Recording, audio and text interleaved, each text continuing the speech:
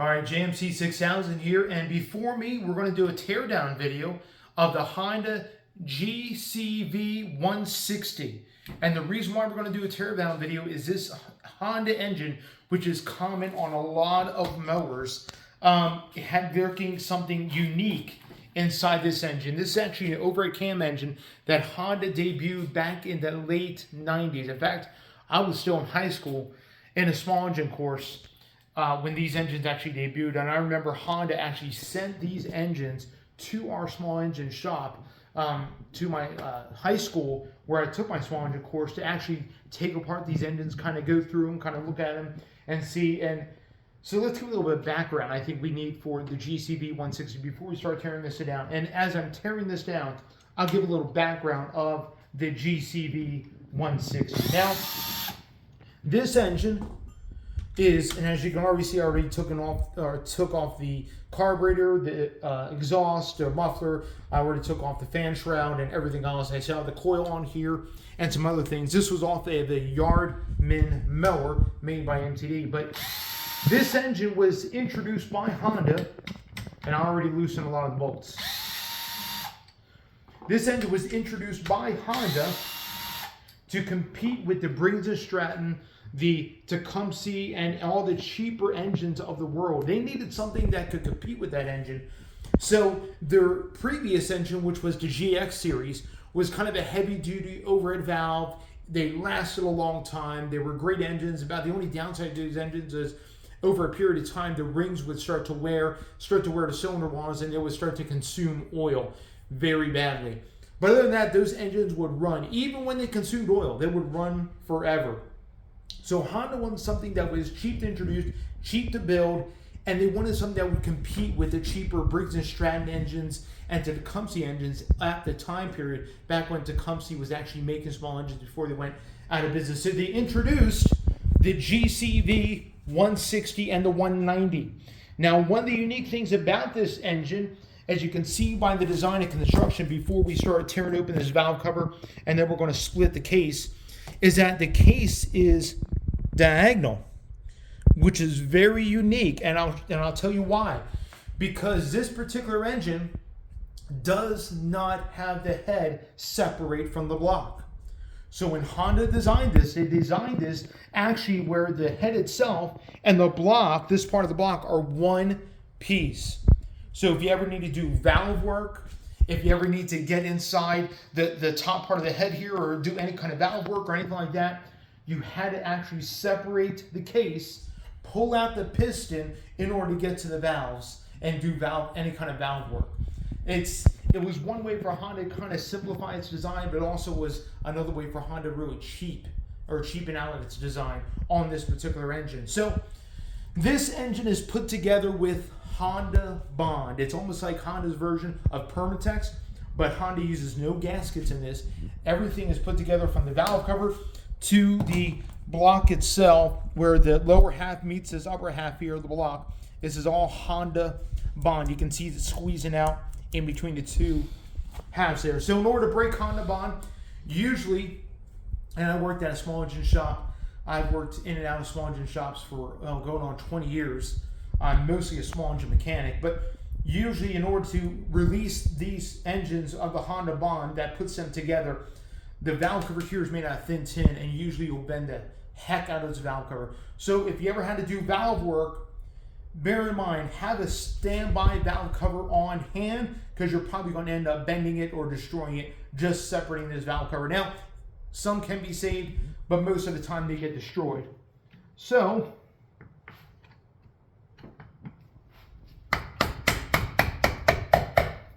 you hear that? I was able to not destroy that valve cover.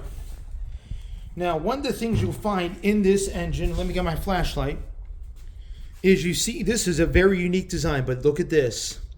Now, if you can picture this engine, Honda Bond right there, if you can picture this engine on a mower, it is sitting like this. Now, this part right here is a plastic cam with a plastic lobe and a rubber timing belt, an oil-bathed rubber timing belt. Now this particular engine is about 15 years old, and we're going to take off this timing belt to see the condition of it, because there's been a lot of controversy in the internet about Ford, General Motors with its baby Duramax, a 3-liter, and other companies using rubber oil belts and rubber timing belts. Honda's been doing it for about 20 years. And out of all the years I've worked on small engines, I have never once had to replace a timing belt. Now, the cams go bad. This camshaft has, and I'll show it on video, if you see that metal part right there, that is the compression release. Now, these cams are known to break that compression release, and it becomes very, very hard to start the engine without that compression release there. In fact, I remember working at a mower shop in Oregon. Brand new version of this engine was on a rototiller, and I think we got it running for a customer. Customer bought it. It ran once, and then we tried to fire it up the next day, and it was absolutely so hard to pull. Like when you try to pull start it, there was so much compression that literally a pull starter would have almost snapped back and break your wrist. I was like, man, there is something wrong with this thing. It was running fine the day before. And my boss at the time, he was like, man, I bet you that has a snap camshaft. I was like, what? A snap camshaft. And sure enough, I took the valve cover off, just like at the end of this thing, and that compression release was laying right inside the engine. It just snapped right off that plastic cam. So we had to order a new plastic cam. Brand new engine. Didn't even have 5 hours on it. It barely ran for 15 minutes.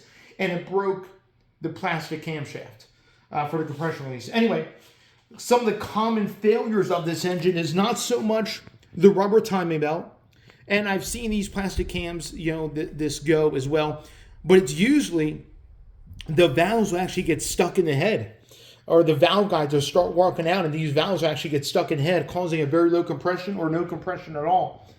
If you can't free that valve up, the engine is done. You might as well just take the engine and just chuck it. It's done. If the valve guide backs out, it's done. There's no sense in saving these engines. They are not really worthy to be saved, in my opinion, but that's just me. So we're going to remove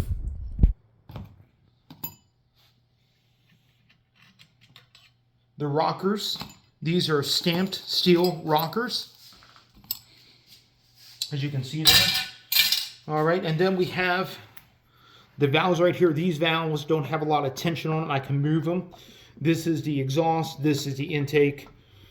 Now, let's go ahead and see if we can split this case, and let's go ahead and see if we can get off this rubber timing belt to see the condition of it.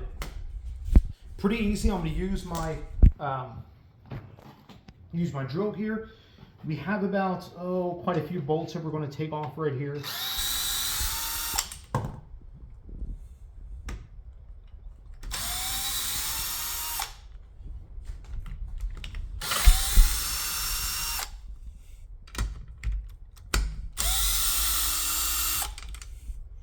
And then the rest of them are on the outside here.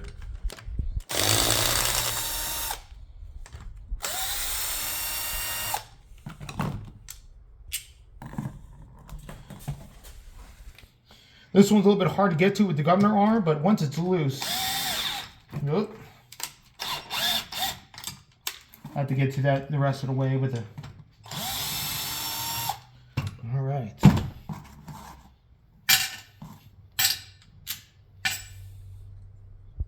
I can get that one by hand.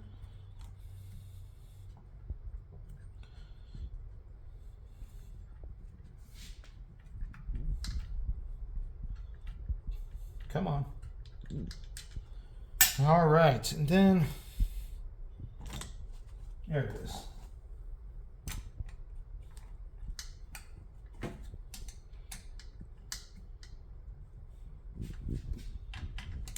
It didn't have my...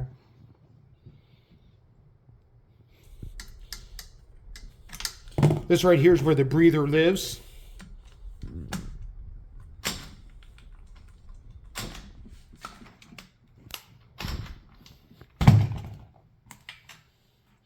My drill is not strong enough.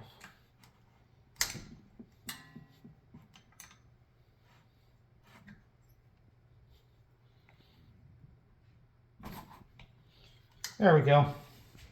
Anyway, we wanted to take this breather off as well. I don't think it's going to be strong enough. Oh, it is. Awesome. All right, we can pry that off real quick and then we'll split the case.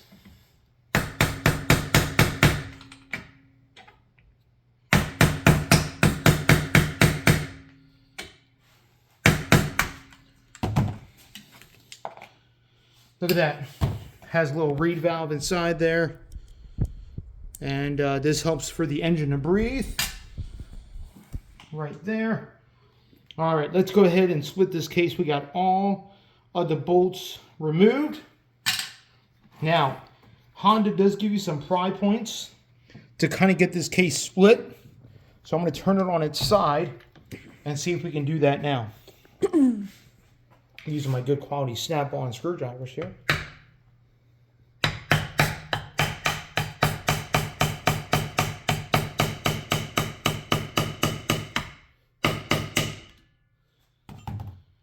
Ooh.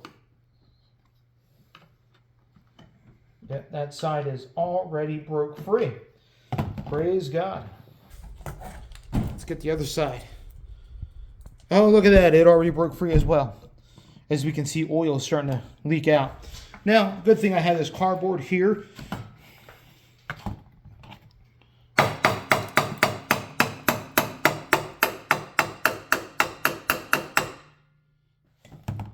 Now, I'm not concerned about this engine at all.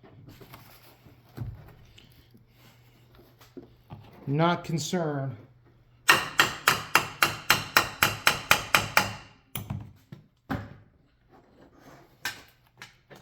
Breaking the rest of the Honda bond free here. Just about broken free. Now the goal is to try and get it slid down off the crankshaft here. And then we're going to take the rest of this apart.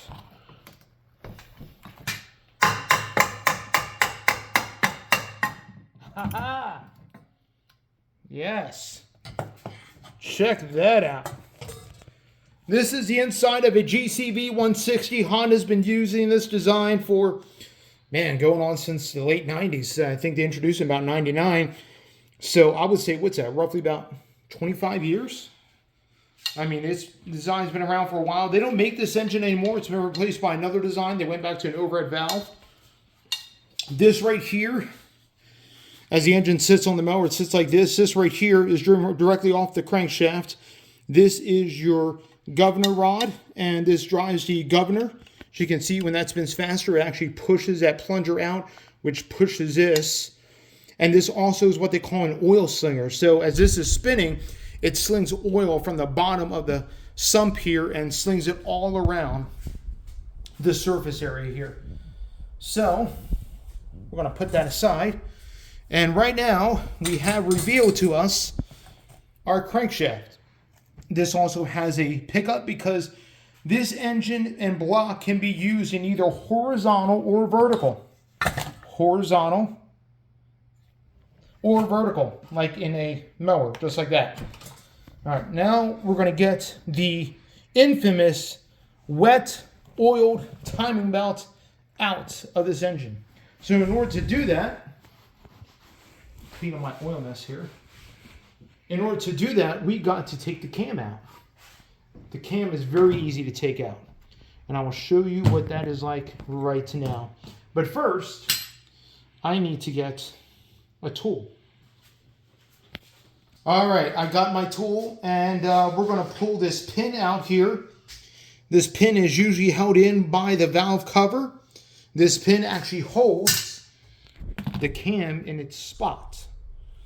Now, I will say this. If you ever had to replace this cam, you usually should not have to remove this sump in order to replace the camshaft. There are timing marks on the cam. You would put the piston at top dead center, and there is a timing mark on this cam. You see this and this notch right here? That notch would be right in line with the edge of the block here.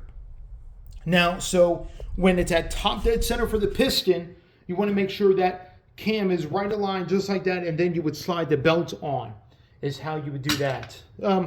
let's get a better shot of that camshaft. As you can see, this camshaft is all plastic. It does have the compression release, and this compression release is known to break. I mean, it's very thin, cheap metal. It can break right out of the camshaft here. These little rivets can pop out. If the compression release is broken, you will know, because this engine would be very hard to start. In fact, it almost seems like it's about ready to kick back like it is a sheared flywheel key. More than likely, I've never seen these engines shear the flywheel key. More than likely, they break the compression release on the cam, and you would need a new cam. There's no way of fixing this plastic cam, unfortunately. All right, let's take this timing belt out. Here it is. This timing belt's been in this engine. This engine's about an 05, 06, and this timing belt's been in this engine. Let's get a better look at this thing. Been in this engine, and it's an oil-bathed timing belt. Honda's been using these for 25 years. Now I want to see if there's any cracks in this belt. As you can see, we're getting it tight. It's a little stiff. See if I can. I don't see any cracks in it at all. And the whole controversy about these belts is because, number one, they're bathed in oil, so the theory is a belt would deteriorate faster when they're bathed in oil.